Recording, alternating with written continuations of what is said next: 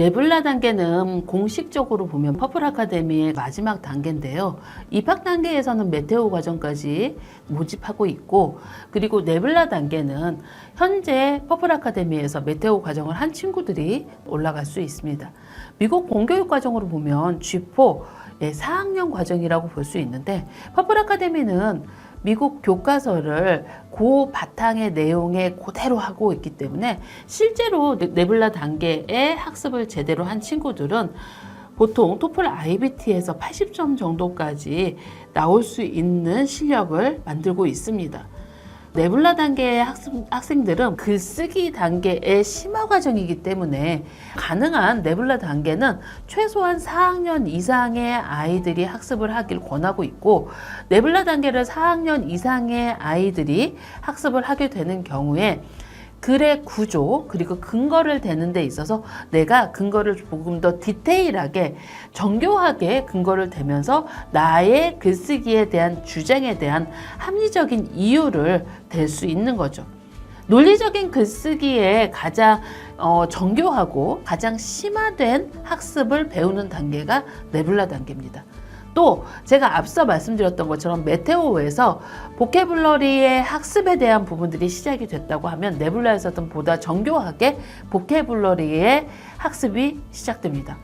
그래서 네블라 단계의 학습은 보캐블러리의 실러블을 나누는 거에 따라서 뭐 앞에 접두사나 아니면 전미사의 의미, 그리고 본 단어의 의미, 이 단어의 뭐 유래, 라틴어의 유래까지도 배우면서 단어를 아이들이 봤을 때 내가 설령 모르는 단어라도 어떤 단어가 핵심이 돼서 이 단어가 만들어졌는지를 알 수 있도록 메테오, 네블라, 밀키웨이 단계에서 복해의 심화학습이 들어가는 겁니다.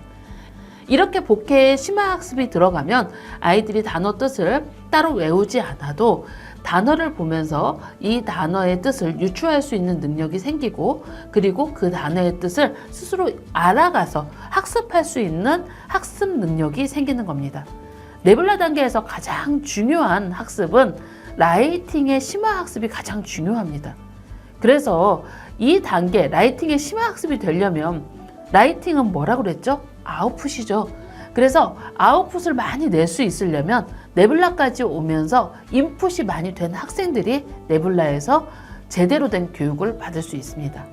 그런데 간혹 퍼플 아카데미에서 이 인풋이 좀 부족한데 연령 때문에 네블라 단계에 배정받는 학생들이 있습니다.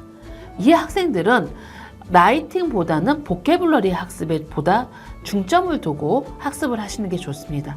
왜 이렇게 나뉘냐면요, 나이가 점점점 올라가는데 마냥 그 레벨에 멈춰 있을 수는 없잖아요.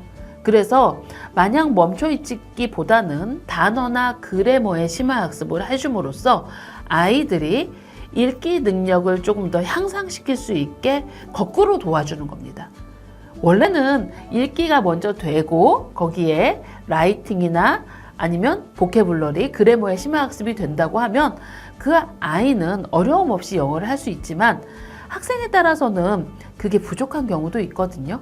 그러면 오히려 보캐나 그래머의 심화 학습을 하면서 라이팅도 도와주고 또 읽기도 도와주는 과정으로 만들 수가 있죠. 보통 토플에서 4가지 영역이 있잖아요. 리딩이 있고, 그리고 리스닝이 있고, 스피킹이 있고, 라이팅이 있습니다.